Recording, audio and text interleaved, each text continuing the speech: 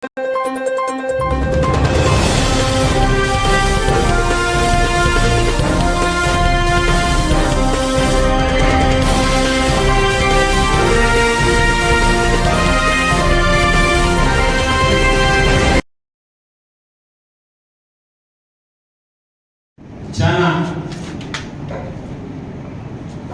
ఈరోజు ఈ సమస్యను చెప్పాలంటే గత ప్రభుత్వంలో ఏం జరిగింది, దానికి ముందు ఏం జరిగింది, కావాలి పుట్టిన దగ్గర నుంచి రియల్ ఎస్టేట్ ఎలా ప్రస్థానం ప్రారంభమైంది, సుదీర్ఘంగా దీని గురించి మాట్లాడుకోవాల్సిన అవసరం. అలాగే రాజకీయాలకు సంబంధం లేకుండా ఏ ప్రభుత్వం అధికారంలో ఉంటే ఆ పార్టీకి చెందినటువంటి నాయకులు కార్యకర్తలు అందరూ కూడా వ్యాపారంలో చేసుకుంటూ ముందుకు పోతున్నది ఈ సమాజంలో అందరికీ తెలిసిన విషయం. మేమందరం కూడా గతంలో రామిరెడ్డి ప్రతాప్ కుమార్ అంచెలుగా కొనసాగిన మాట వాస్తవము. నేను ఎక్కడా కొనసాగాలని చెప్పడం లేదు. అందులో ముఖ్యంగా ఇక్కడ కూర్చున్న ప్రతి ఒక్కరూ కూడా పార్టీ పని చేసుకుని వెళ్ళిపోతే నేను ఎమ్మెల్యే గారు మాజీ శాసనసభ్యులు చేసినటువంటి ఏ తప్పు చేసినా సంవత్సరం రోజులు మాత్రం అన్నిట్లో నేను సాక్షిగా ఉన్నమాట వాస్తవం. ఆ తప్పుకి నేను నా తల్లిదండ్రులు ఇచ్చిన జన్మకి నా క్యారెక్టర్ అసాల్ట్ చేసుకునే పరిస్థితికి ఎదురైపోయాను. ఎందుకంటే చెప్పాం నాయకుడికి ఇలా మంచి పద్ధతి కాదని కూడా చెప్పడం కూడా జరిగింది అనేక సందర్భాల్లో. ఇక్కడ కూర్చున్నటువంటి పెద్దలు కూడా ముఖ్యంగా మహేంద్ర విషయంలో చెప్తా పొందడంలో ఇప్పుడే ఇలా కేసీఆర్ విషయం అందరి కాకాశీను అందరి కూడా చెప్తా. వీటన్నిటికీ సాక్ష్యం లేనే. కానీ ఆనాడు జరిగినటువంటి అరాచకానికే ఈనాడు మేము అనుభవిస్తున్న శిక్ష అని అందరూ భావిస్తున్నాం కూడా. ఎందుకంటే ఏ పార్టీ అధికారంలో ఉన్నా, ఎక్కడ శాసనసభ్యులు అధికారంలో ఉన్నా, కావల్లో 1983 నుంచి కావచ్చు, దానికి ముందు చేసిన 14 మంది శాసనసభ్యులు పనిచేసిన ఎవరు కూడా పార్టీ కార్యక్రమాలకు అది కూడా తీసుకోకుండా సొంత నిలబడినటువంటి నాయకులు చాలా మంది మనం చూసాం. కానీ దురదృష్టవశాత్తు కావుల్లో ఒక ఎప్పుడు సమస్యలు స్టార్ట్ అయింది. దానికి నిదర్శనం కింద సుదర్శన్ రెడ్డి ఇప్పుడు మాట్లాడాడు. అన్నా నువ్వే నా లెవెల్ కొట్టించావని నేను ఒప్పుకున్న సభాపం కూడా చెప్తున్నాను. ఎందుకంటే ఎక్కడికి రమ్మని వస్తాయి ఈ విషయంలో నాకు సుదర్శన్ రెడ్డి ఫోన్ చేసిన మాట వాస్తవం. అన్నా నేను కాదు, ఎమ్మెల్యే గారు ఈ విధంగా చెప్పారు, ఆయన చెప్పిన పని చేయడం వరకే నా లాభం అని చెప్పారు. ఆయనతో మాట్లాడిన వ్యక్తి పేరు చెప్పడం భావ్యం కాదు. ఆయన డబ్బులు తీసుకొని వస్తే నా ఇంటికి వస్తే కూడా నేను ఎమ్మెల్యే శాసనసభ్యులు గారికి ఫోన్ చేసి ఇది ఏంది, ఇది పద్ధతి కాదు, నా ఇంటికి డబ్బులు వచ్చినాయంటే వాళ్ళ అన్నకొడుకుని పంపించి ఎవరైతే తీసుకొచ్చారో ఆ వ్యక్తి చేసి వాళ్ళ అన్నకొడుకు ఇచ్చిన మాట వాస్తవాన్ని కూడా ఎక్కడికైనా సిద్ధం, దేనికైనా సిద్ధం జరిగి గత పరిపాలనలో గత 50 సంవత్సరాల నుంచి కాలంలో రియల్ ఎస్టేట్ కొట్టిన దగ్గర నుంచి 13 అడుగుల రోడ్డు, 15 అడుగుల రోడ్డు, 20 అడుగుల రోడ్డు, 30 అడుగుల రోడ్డు, 25 అడుగుల రోడ్డు, పొలారెడ్డి నగర్, కృష్ణపేట రోడ్డు మంచి నొడానాంశ ప్రకారం పోలి లేఅవుట్ వేస్తే అక్కడి నుంచి మేము వ్యాపారాలు స్టార్ట్ చేసిన నాడు కన్వర్షన్ చేసి 30 అడుగుల రోడ్డు వేసి డ్రైనేజ్ కట్టి కరెంట్ తీసుకుని వచ్చి ఏర్పాటు చేసి వ్యాపారం స్టార్ట్ చేశాం.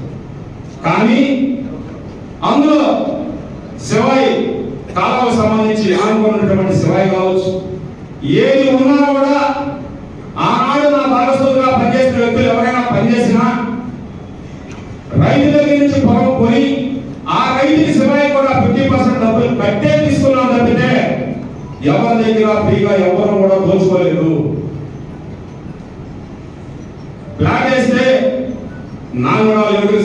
వ్యాపారం చేసి దాని యొక్క రేటు ప్రకారమే కస్టమర్కి అమ్మేది తప్పితే అక్కడి నుంచి ఆనాడు కావులో 3,600 నాకు చేసేదానికి 1,800 రూపాయలు అన్నం స్టార్ట్ అయింది నాకు చేసేదానికి. అక్కడి నుంచి 15,000, 30,000, 25,000, 55,000 వచ్చింది నా నోడా లేఅవుట్లో. నోడా లేఅవుట్లో ₹1,00,000 తీసుకెళ్ళాము. ఏ ప్రస్థానం నుంచి కస్టమర్ని డైవర్ట్ చేసుకుంటా నా నోడా నుంచి నోడాకి తీసుకొని వచ్చాం. చేసిన వ్యాపారం మీ కాలంలో లేదు. కానీ ఈ రోజు ఎందుకు మాట్లాడుతున్నాము, ఈ సమావేశం ఎందుకు ఏర్పాటు చేశామంటే ఇది 4 మాసాల క్రితమే అందరం కలిసి మీటింగ్ పెట్టాల్సిన సమావేశం ఇది. శాసనసభ్యులుగా మనం చేసిన తప్పు వల్లే కావల్లో కనీవిన రీతిలో 30,000 పైసలు మెజార్టీ కట్టబెట్టి మనం ఓడిస్తే దానికి నిదర్శనం మనం చేసిన పరిపాలన అని చెప్పి ప్రజలు చిత్రించుకున్నారు. తెలుసుకోవాలైనా సరే తప్పు చేస్తామని చెప్పి పశ్చాత్తాపడి మాట్లాడేటప్పుడు మిగిలిన మంచిపోయి మేము ఈ రోజు కూడా నాయకులతో కలిసి ప్రయాణం చేశాం. మేము ఎక్కడ చేయలేదని చెప్పడం లేదు. ఆ మనసు చంపుకోలేక ప్రయాణం చేసిన నీతి విలువలు మరిచి మాట్లాడలేక కాదు, కానీ అవన్నీ మరిచిపోయి మాజీ శాసనసభ్యులు రామిడి ప్రతాప్ కుమార్ రెడ్డి వచ్చినప్పుడల్లా వచ్చి 126 ఎకరాలు ఎక్కడ నువ్వు ముందు బయట పెట్టు, వాటిని కొట్టు, దీనిని రెచ్చగొడుతున్న దాని వలన శాసనసభ్యులు గారు, ప్రజలు శాసనసభ్యులు గారు కావ్యాల కృష్ణారెడ్డి గారిని మాకు స్నేహితులు ఉన్నారు. ఆనాడు నేను వైఎస్ఆర్సీపీలో పనిచేసిన నాడు నేను కూడా తెలుగుదేశం పార్టీ నాయకుడికి నా దగ్గరికి వస్తే నాకు చేతన వంట సహాయం చేసిన దాని వలన, అలాగే మహేంద్ర కావచ్చు, కేశవనాయుడు కావచ్చు, మురళి కావచ్చు, గాటాసీన కావచ్చు, ఈనాడు ఉన్నటువంటి బాబు కావచ్చు, అందరికి కూడా స్నేహితులు ఉన్నారు తెలుగుదేశం పార్టీలో. అందరూ కూడా చెప్పాం అన్న చెప్పండి. ఎమ్మెల్యే గారు కూడా నేను పోతే మీరు రావద్దు నెగ్గగా చెప్పిన వ్యక్తి కాదు శాసనసభ్యులు కావ్య కృష్ణారెడ్డి గారు. కానీ అందరం కలిసి కట్టుగా మాట్లాడితే పద్ధతిగా ఉంటుందని చెప్పి ఒక నిర్ణయం తీసుకున్నాం. కానీ దానికి కావ్య కృష్ణారెడ్డి డబ్బులు ఇచ్చామనో లేదా కావ్య కృష్ణారెడ్డి స్నేహితులు పనిచేసిన నాయకులకు డబ్బులు ఇచ్చామని చెప్పి ఈ విధంగా పోతే బజార్లో ప్రచారం చేశారు. కావలి కర్మలకు సాక్షిగా ఏ నాయకుడికి ఒక్క పైసా మేము డబ్బులు ఇవ్వలేదని కూడా ప్రమాణం చేసి చెప్తున్నాం మేము. ఎందుకంటే మాట్లాడేటప్పుడు విజ్ఞత ఉండాలా. ఈరోజు చూస్తున్నాం, నేను పోయినసారి ప్రెస్ మీట్ లో కూడా చెప్పాను, అవినీతి రహిత పాలన అందిస్తున్న శాసనసభ్యులకి ధన్యవాదాలను కూడా చెప్పాను. నేను మంచి చేస్తే మంచి చెప్పుకున్నాం, చెడు చేస్తే ప్రజలే నిర్ణయిస్తారు. మనం చెడు చేస్తాం కాబట్టి మనం ఇక్కడ కూర్చోబెట్టారు, వాళ్ళకి అధికారం ఇచ్చారు. నువ్వు రా మాట్లాడు, పార్టీ విషయం మీద నువ్వు మాట్లాడుకో, నీ సబ్జెక్టు మాట్లాడుకో, వెళ్ళిపో, తప్పులేదు. కానీ వచ్చినప్పుడల్లా 126 ఎకరాలు ఎక్కడ, 126 ఎకరాలు ఎక్కడ, కమిషనర్కి ఆర్టీ యాక్టు, ఆర్టీఓకి ఆర్టీ యాక్టు, మున్సిపాలిటీకి ఆర్టీ యాక్ట్ పెట్టను. ప్రతాప్ రెడ్డి పై బ్రహ్మాండంగా మంచి వ్యక్తి, అయ్యా దేవుడయ్యా అన్నాను వేస్తాడయ్యా అని నేను కూడా చెప్పే సందర్భాల్లో. కానీ 4 మనుషులు ప్రతాప్ రెడ్డిలో ఉండాలనే నిదర్శనం నా జీవితమే. ఒక మనిషిని సంపాదించినా సరే ఆ సవాలు మీద పెట్టేసుకొని తను డబ్బు సంపాదించుకోవాలని వ్యక్తి వ్యక్తి కావ్య ప్రతాప్ కుమార్. ఇది ఎక్కడైనా చెప్తాను, ఎప్పుడైనా నేను ఇది రాజకీయ వేదిక కాదు, వ్యాపార వేదిక కాబట్టి చాలా విషయాలు ఇక్కడ మాట్లాడకూడదు అనుకున్నాను. కానీ ఈ రోజు మీ అందరి సమస్యలోనే అతను ఆక్రోశం చూసాం సుదర్శన్ రెడ్డి బాగా. ఎందుకంటే డబ్బు మీకు రైతు దగ్గర పొందుకున్న పొలాన్ని నువ్వు రాజు పెరిగించి శివాలయం పంపించి పెరిగించింది నువ్వు, నిన్న మోసిన మణివాల్ సుబ్బారెడ్డి. ఇది వాస్తవం కాదా? రాదు ఎక్కడికైనా సరే నేను చెప్తా సమాధానం. మనిషి అనుకున్న తర్వాత విజ్ఞత మరిచి మాట్లాడుతున్నాం. ఈరోజు మనం సమస్యని ఆనాడు మన పార్టీలో మన సాయం చేశారు.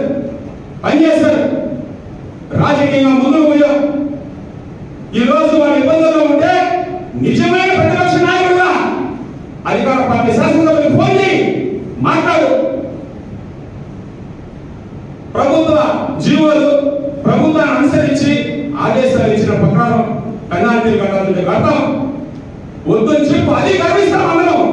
కానీ వచ్చినప్పుడు కొట్టు. ఈ రోజు ఈ ప్రెస్ మీట్ రానికుండా ఫోన్ చేసి బెదిరించిన మాట వాస్తవం కాదని అడుగుతున్నాను. ఆర్టీఓ గురించి రోజు ధర్నా చేసి ఇంకా పాల్గొనిస్తామని చెప్తున్నావు. ఇంకేం పాల్గొనిస్తావు? చంపేస్తావు.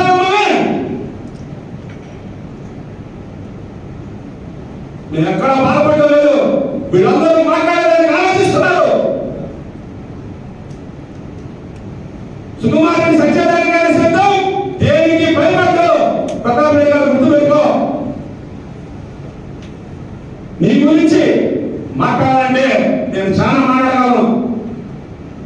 కానీ రియల్ ఎస్టేట్ వ్యాపారస్తులు వడ్డీ తెచ్చుకొని ఫైనాన్స్ లో 3 రూపాయల వడ్డీకి, 4 రూపాయల వడ్డీకి, 5 రూపాయల వడ్డీకి పెట్టుబడి తెచ్చి పెట్టి రైతు దగ్గర పొలంని వ్యాపారం చేస్తున్నాం. ఎవరి దగ్గర రియల్ ఎస్టేట్ వ్యాపారం దోచుకోరా? ఈ సంస్కృతిని నువ్వు బయట వేశావు. నన్ను సస్పెండ్ చేయించావు. నా సైట్ లోనే మిషన్ పెట్టి నడిచావు నువ్వు. ఈ సంస్కృతిని బయట వేసినా నువ్వు బ్లాక్ మెయిల్ చేసావు నన్ను. అందరినీ నన్ను పూచిగా చూపించి బెదిరించి ఇదే మహేంద్ర ఇంట్లో కూర్చోబెట్టి సెంటిమెంట్ నేనే ఉన్న సాక్ష్యం. గవర్నమెంట్ రాకముందే సంబంధించిన ఎంత కప్ప పెట్టుకున్నాను నేనే సాక్ష్యం. కేశవాన్ని బెదిరించి చదివించుకున్నాను నేనే సాక్ష్యం. నేను సస్పెండ్ అయిన తర్వాత ఇదే కాళా శ్రీనివాసన్ రెడ్డి చెప్పమని నా ముందే ఉన్నాడు. 90 పెళ్ళిలో నాకు బాగా ఉంటే అలా నేను చేసుకున్నానంటే మనస్ఫూర్తిగా ఇచ్చా. అదే ఇంటికి పిలిపించి నిలబెట్టి 2.5 గంటల సేపు దౌర్జన్యంగా భాగం తీసుకున్న వ్యక్తి నువ్వు. ఇవాళ మేము అనుభవిస్తున్నాం. ఎవరు డబ్బులు తీసుకుని వెళ్ళిపో కప్పాలు వేసుకుని బెల్లు ఆస్తులు సంపాదించిన ఆధారం చేసుకున్నావు. చేసుకో, నాకు అభ్యంతరం లేవు. 9 మాసాలు ఈరోజు గమ్ముగా ఉన్నాం మేము మౌనంగా. ఇప్పుడు మేము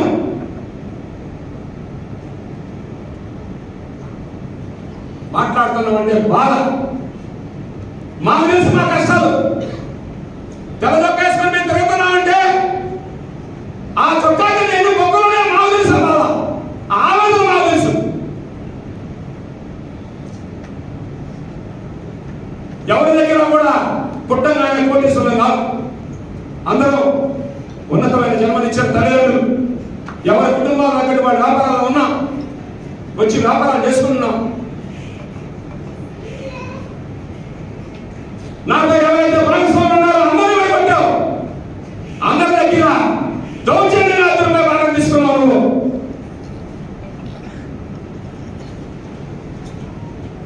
భూముల్లో లాండుకున్నావు, ఉపయోగం పెట్టి ఎవరి డబ్బుతో లాండుకున్నావు నువ్వు. నీ పెద్ద పెద్ద తీసి చేసుకున్నావు.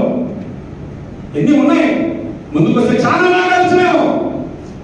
కానీ వేదిక కాదు, సంస్కారం అడ్డొస్తుంది మాకు. సంస్కారం మైమరిచి 4 గోడల మధ్య దొంగలు మమ్మల్ని చిత్రీకరిస్తున్నావు. సమాజానికి క్రియాల్సిన చాలా ఉన్నాయి.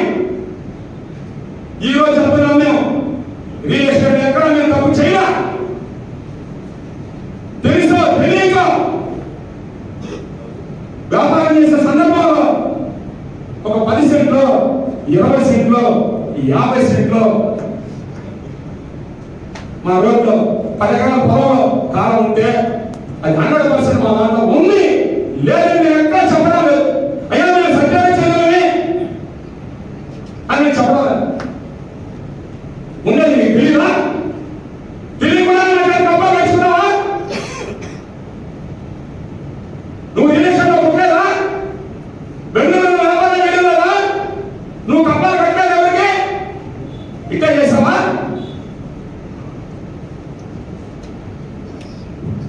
మేము కోరుకుంది ఏంటి? సభ్యులతో ఎమ్మెల్యే గారిని కలిసి పార్టీలకు అతీతంగా పోదాం, రిక్వెస్ట్ చేసుకుందాం, మాట్లాడదాం. ఎమ్మెల్యే గారి సహాయం, రాష్ట్ర ప్రభుత్వం రియల్ ఎస్టేట్ ఓనర్లకి మంచి మున్సిపల్ శాఖ మంత్రి గౌరవ నారాయణ గారు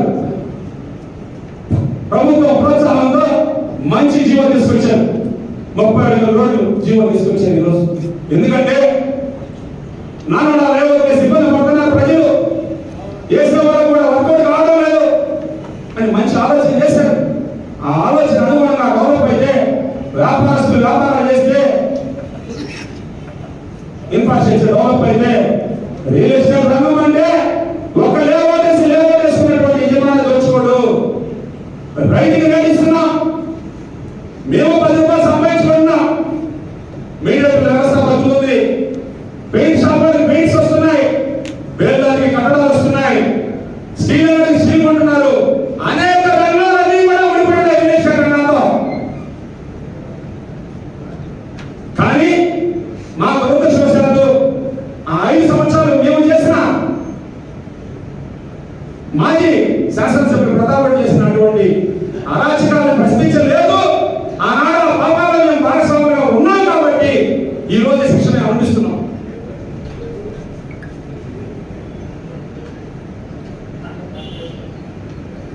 కానీ దయచేసి చాలా మాట్లాడాల్సిన 24 గంటలు చెప్పినా కూడా సరిపోదు, అన్ని ఉన్నాయి. కానీ మేము ప్రయాణం చేసాం, విఘ్నత మంచుకోవాలా, ముందుకు పోయాం. బెదిరింపులు అల్లూరులో ఈనాటి ప్రభుత్వం నాయకులు మీడియా సోదరులారా 1924 బ్రిటిష్ నుంచి పట్టాలో ఉన్న 874 సెంటుల్లో నన్ను సస్పెండ్ చేసి ఓటు పెట్టించింది రావుడి ప్రతాప్ కుమార్ రెడ్డి. నన్ను బ్లాక్మెయిల్ స్టార్ట్ చేసింది రావుడి ప్రతాప్ కుమార్ రెడ్డి. ఈ రోజు కాళకృష్ణ ఎవరిని బ్లాక్మెయిల్ చేయలేదు. నేను 10 నిమిషాల్లో చట్ట ప్రకారం నేను ముందుకు పోతానని చెప్తున్నాను కదా. మేము కూడా శాసనసభ్యులు కానీ మీడియా ముఖంగా రైతుల తరఫున రియల్ అధినేతల తరఫున కస్టమర్ల తరఫు నుంచి కూడా పోయేది ఒకటే. మేము ఇప్పుడు కలవాలనుకుంటున్నాం శాసనసభ్యులు గారిని పోయి అందరం కూడా ప్రభుత్వ జీవోలు ఏమి ఇచ్చుంటే దాని ప్రకారం మీరు ఆదేశాలు మున్సిపాలిటీ ఇచ్చినటువంటి అధికారాల్లో మీరు కూర్చోబెట్టి ఒక మీటింగ్ పెట్టి పెనాల్టీలా చేంజ్ ఆఫ్ పెనాల్సా మీరు ఏమి చెబితే చట్టానికి లోబడి మీరు ఏమి నిర్ణయిస్తే దానికి మేమందరం సహకరిస్తామని కూడా మీడియా ముఖంగా తెలియజేసుకుంటున్నాం. ఎందుకంటే మాట్లాడితే వారానికి 2 పోయి నీ వ్యాపారాలు చేసుకొని ఆటోమేటిక్గా వచ్చి మాటేసుకోతున్నాం. మనం చెప్పడం కాదు, కావాలని ప్రజలు చాలా తెలియడం వాళ్ళు మేధావులు, వాళ్ళు నిర్ణయిస్తారు. పని చేస్తే భుజాలు పెట్టుకొని మోస్తారు, పని చేయకపోతే ఏ విధంగా మనం బంగాళాఖాతంలో విసిరేశారో అది అందరికీ తెలుసు. ఎందుకంటే అమాయకుడు మంచోడు అన్నా అన్నా అంటారని చెప్పి మేము అందరం చెప్పి బైకింగ్లో 2 సార్లు శాసనసభ్యులుగా పిలిపిస్తే కావలికి ఏం చేశావా అని ఆత్మవిమర్శ చేసుకోవాల్సిన నైతిక బాధ్యత రావుడి ప్రతాప్ కుమార్ కాలాలతో ఈ సందర్భంగా నేను దయచేసి వచ్చి మీ పార్టీ మాట్లాడుకో, మేము ఎక్కడా నేను అభ్యంతరం పెట్టాం, మాకు అభ్యంతరం లేదు. ఒకసారి ముందు నీకు మాట్లాడుకో, దయచేసి రిలేషన్ నాశనం చేయబాక. మేము కోరుకునేది ఒకటే, మేము శాసనసభ్యులు గారిని ప్రస్తుత ప్రభుత్వంలో అధికార పార్టీ శాసనసభ్యులు గౌరవనీయులు కాళకృష్ణ గారిని మేమందరం కలిసి వినతి పత్రం ఇస్తాం. ఆయన ఏ నిర్ణయం ఇస్తున్నా కూడా మేము శిరసాధిస్తామని కూడా చెప్తున్నాం. మంచి జరిగినా చెడు జరిగినా ప్రభుత్వం ఉంది, శాసనసభ్యులు గారు ఉన్నారు. మీ హయాంలో ఒక్క మాట చెప్తే గ్రామాల మీద రాష్ట్రం మొత్తం స్వాళ్ళు వస్తే మేము కట్టిన డబ్బులు కాకుండా 16 లక్షలు మా కంపెనీ సంబంధించిన నీళ్లు కట్టుంటే మిగతా డబ్బులు కట్టడానికి ఫైల్ కంటే కట్టించుకోవద్దు అని చెప్పి పక్కన పెట్టినవు. టెంపరీగా 2000, 3000 కలెక్షన్ చేసుకున్న వ్యక్తి నువ్వు. ఈ రోజు శిక్షణ అనుభవిస్తున్నావు. ఇలా చెప్పుకుంటూ పోతే రోజులు చావు. రాజకీయ వేదిక త్వరగా వస్తుంది, మాట్లాడతాను కూడా నేను. దీని మీద కౌంటర్ పెడతాను, నువ్వు బెదిరిస్తాను, భయపడిపోతాను, పారిపోయే రకం కాదు. ఎంత దూరంలో వస్తుంది విషయంలో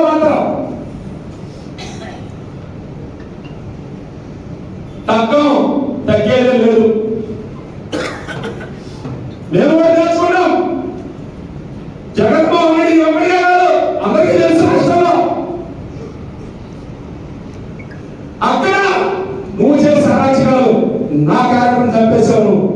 ఇవన్నీ ఇది మాట్లాడే వేదిక కాదు కాబట్టి చెప్తాను నా మీడియా మిత్రులారా. దయచేసి మేము ప్రస్తుత శాసనసభ్యులు నీతి నిజాయితీగా విలువ గల వ్యక్తిగా పరిపాలన చేస్తున్నాడు. నాన్ తరపున వ్యక్తిగా గతంలో పనిచేసిన పరిపాలకుల మాదిరిగానే పరిపాలన చేస్తున్నాడు. నువ్వు ఒక్కడే కాలంలో కలెక్షన్ చేసుకుని ఎవరైనా ఉన్నారంటే నీ ఒక్కడే చెప్తున్నావు. ఆ పేరు సురక్షతో కాలంలో తెచ్చిపోతాను కూడా ఈ సందర్భంగా చెప్తున్నా. నేను దైవం వచ్చి మా జోలికి నువ్వు రావద్దు. ఈ మీడియా మిత్రుల ద్వారా కోరుకుంటున్నాం. మా బాధలేదో మా కష్టాలు ఏదో మేము పడతాం. మేము సస్తామా బతకదామా లేదా ఏం చేసుకుంటాం అనేది మా వ్యక్తిగత నిర్ణయం అని ఈ సభాముఖంగా తెలియజేసుకుంటూ కొన్ని ఆవేశంలో నేను మాట్లాడినా ఆవేశంతో మాట్లాడినా కానీ ఎంతమంది మీడియా సోదరులు చాలా పొడుగు పండుగ మాట్లాడేటట్టు కారణం ఆనాడు చేసిన పాపంలో నేను